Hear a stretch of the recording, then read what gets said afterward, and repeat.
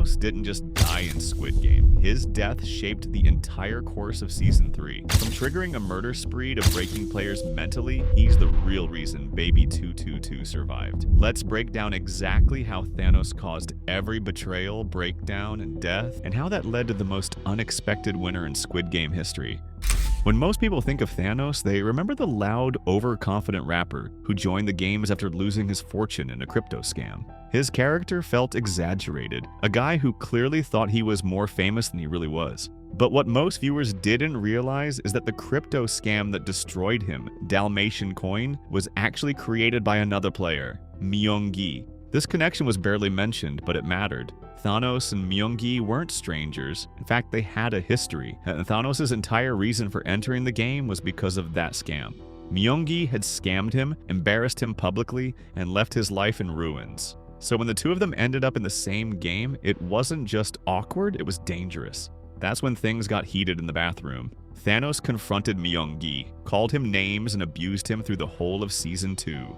As a result, Myung-gi, who's clearly nervous and feeling cornered, reacted violently. Then, in a sudden moment of panic, Myung-gi grabbed a fork and stabbed Thanos in the neck. It was unexpected, but also something we've been waiting to see happen. The guards ruled it an accident, and just like that, Thanos was eliminated. But even though he died early, that moment set off a series of consequences that would echo through the rest of the season. Thanos' death changed Myung-gi.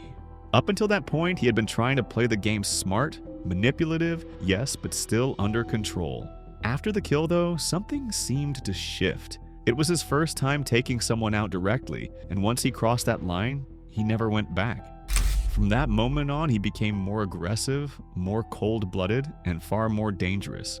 The second major consequence came from Thanos' belongings, specifically the necklace he always wore. It wasn't just for style. Inside the cross pendant, he had hidden a small stash of pills. It's not entirely clear what they were, but based on how they affected the people who used them, they seemed to be some kind of stimulant or hallucinogen, maybe both. After Thanos died, Nam-gyu, who on the surface was the closest person to Thanos, but had actually always felt disrespected by him, picked up the necklace. Nam-gyu had a personal grudge. Thanos kept mispronouncing his name, making jokes at his expense and brushing him off. So when Nam-gyu found the necklace, he saw it almost as a gift or a symbol that he could now take control of. Him and Thanos had both relied on the necklace for confidence during the games, so when hide and seek had started, he couldn't do without them, going as far as taking 2 pills for good measure, but that's when things really started to spiral. Suddenly fueled by a new kind of energy and fearlessness, he went to Myung-gi with an offer to team up. The two of them, now each carrying serious emotional baggage, formed a temporary alliance, and what followed was one of the bloodiest sequences in the entire season. Together, they eliminated 5 players, including Hyunju, a beloved contestant who had recently helped Junhee deliver her baby. Her death shook a lot of players, but it hit Junhee especially hard. She was already isolated and emotionally fragile from giving birth in the middle of the competition, and losing Hyunju basically destroyed her last sense of safety. Meanwhile, Nam-gyu kept abusing the pills. His behavior became more erratic, more impulsive. Eventually, in a fit of rage, he killed player 411, another player who hadn't wronged him in any obvious way, as well as ambushing the shaman lady and her followers, killing most of them.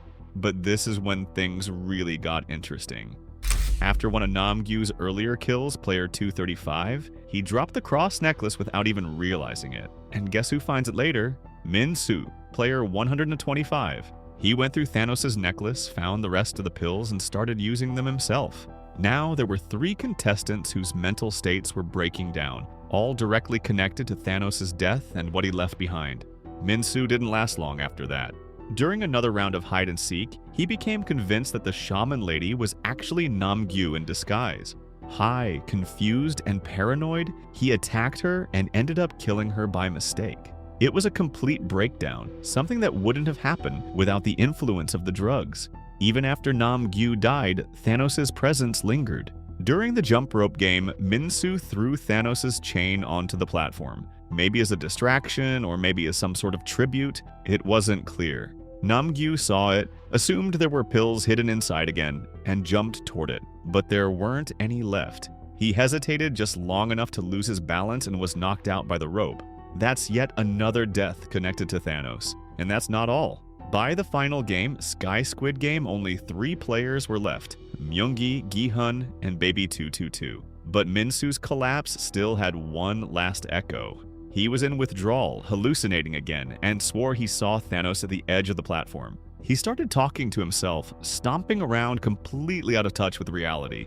Other players attacked him while he was distracted, and Myunggi finished him off by pushing him off the platform with a metal rod. In the final moments, Myunggi revealed he was Baby222's father and threatened to kill her. It was shocking to see his full 180 after losing his ex-girlfriend, Junhee. So how does Thanos connect to all of this?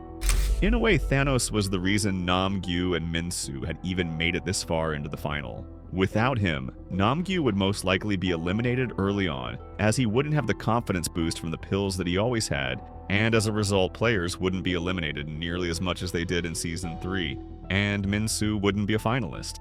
Namgyu, without Thanos and without pills, we can probably all guess won't be much of a threat to Myunggi, who would definitely not be influenced by Namgyu to kill random players at all. I believe that would mean he wouldn't have killed Hyunju and would have gained back Junhee's trust 100%.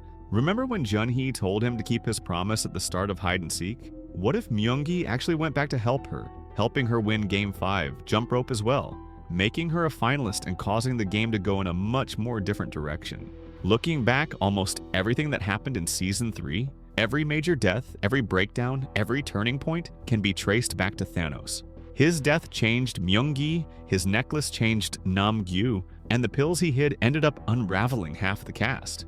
Even though he didn't survive long, Thanos left a trail behind him that shaped the entire season through chaos. Pure, unexpected chaos. Now let's answer the question that's on everyone's mind. What if Thanos survived until the final game in Squid Game Season 3? Minsu would most likely die straight off the bat, and then everything would look completely different. Without Thanos' death early in the season, Namgyu would never have spiraled into drug-fueled paranoia. No pills, no chaotic partnership with Myunggi, and no random rampage during Hide and Seek. That means Hyunju might have survived. Junhee would have kept trusting Myunggi longer, and Baby222 might have had more allies protecting her. Thanos himself? He would have been loud, cocky, and annoying all the way through, constantly taunting Myunggi, stirring up drama between the O and X factions, and distracting players at every turn. Instead of quietly influencing events from beyond the grave, he would have fueled chaos right out in the open. By the time the final game arrived, Thanos would likely be standing on that platform with Gi-hun and Myunggi, but not as a calculated villain, as the obnoxious wildcard who somehow stumbled his way to the end. And honestly, he probably would have pushed things too far and gotten shoved off the platform himself in one last burst of rage from Myunggi or Gi-hun. In the end, Baby222 probably wouldn't have won at all. Without Thanos' death, Myunggi may never have gone full psycho, and the whole chain reaction that left Baby222 as the final survivor might not have happened. So while it sounds crazy, Thanos dying early is the reason everything unfolded exactly as it did. Now, hit that subscribe button, or Thanos will come back from the dead just to haunt you, mispronouncing your name every night, just like he did with Namgyu.